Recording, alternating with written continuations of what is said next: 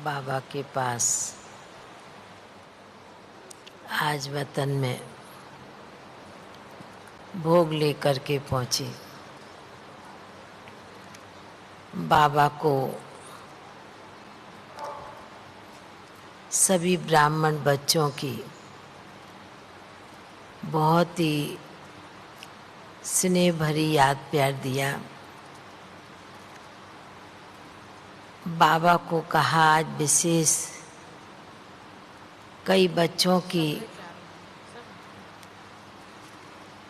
कुछ परिस्थितियों की भी यादें हैं,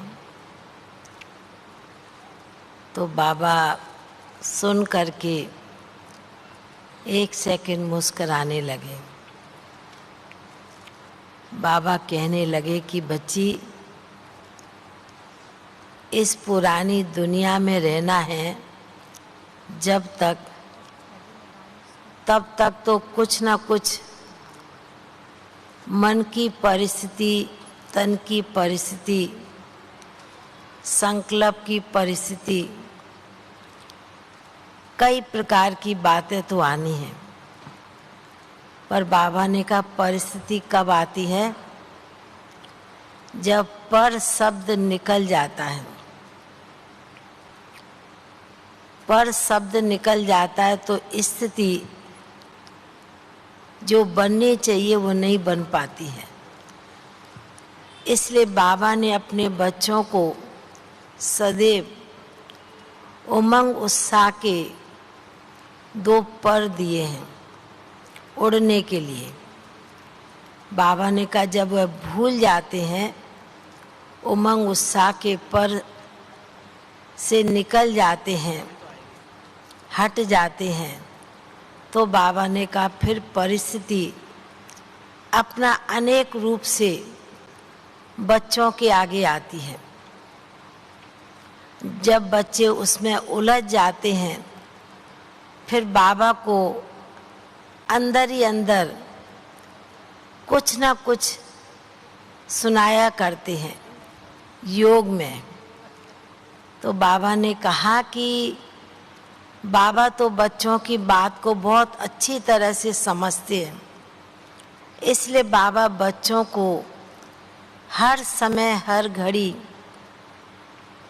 एक ही बात का अभ्यास बाबा इतने समय से कराते आ रहे हैं कि बच्चे उमंग उत्साह में रहेंगे तो आपके सामने कोई भी प्रकार की परिस्थिति आएगी नहीं। स्थिति अपने आप ही मजबूत, अचल, अडोल बनती रहेगी। तो बाबा ने कहा, इसलिए बाबा ने बच्चों को सदैव दो पर दिए हैं उड़ने के लिए।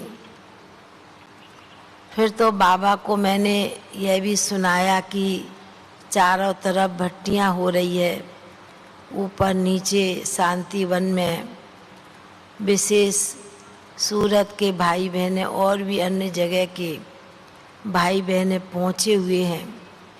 तो बाबा ने कहा कि बाबा का घर तो विशेष बच्चों को अपनी सूरत, जैसे नाम बच्ची सुना रही है ना सूरत, तो बाबा ने कहा स्थान का नाम तो है ही, पर उसी प्रकार बच्चों को बाबा के घर में आकर अपनी मूरत को भी उसी प्रकार बनाना है। जिस प्रकार मूर्ति देखने में कितनी शोभनीक होती है, उसमें कितनी सुंदरता बनी होती है, जड़ी होती है, तभी उसका यादगार मंदिरों में देवी देवता के रूप में पूजा जाता है। तो बाबा ने कहा बाबा के घर में आए हैं बच्चे अपने आप को मूर्तिवान बनाने के लिए, अपने को सजाने के लिए, संवारने के लिए और श्रेष्ठ बनाने के लिए। तो बाबा ने कहा ऐसा बच्चे लक्ष्य रख के जाएंगे। तो बाबा ने कहा बाप भी उसी प्रकार बच्चों को अनुभव भी कराता है और बच्चों को अनुभवी मूर्त बन करके भी बाबा ने कहा बाप के घर से क्योंकि आप बच्चे बाबा के घर के श्रृंगार हो।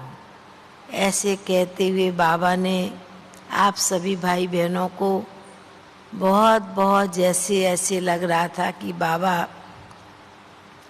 बच्चों के ऊपर बहुत जैसे स्नेह और प्यार का हाथ घुमा रहे हैं। बाबा ने कहा कि बच्चे कैसे कैसे बाबा के घर में पहुंचते हैं, अपना लक्ष्य भी रखते हैं और अपने को आगे बढ़ाने के लिए। फिर तो बाबा के सन्मुख भोग रखा था, बाबा ने भी बड़े प्यार से भोग स्वीकार किया। बाबा ने कहा जिस प्रकार बाबा के घर का एक एक कड़ा दाने का महत्व है, तो आज मैं बच्चों को एक एक, जैसे कि आज भोग में बूंदी थी तो बाबा ने कहा बाबा बच्चों को एक एक बूंदी नहीं, एक एक ब्रह्मांड का गोला मुख में डाल रही हैं। ऐसे कहते हुए बाबा ने फिर सभी भाई बहनों को याद दी, विशेष भोग लगवाने वाले भाई बहनों को भी याद दी। बाबा का याद प्यार लेते हुए नीचे पहुंच गए। ओम शांति।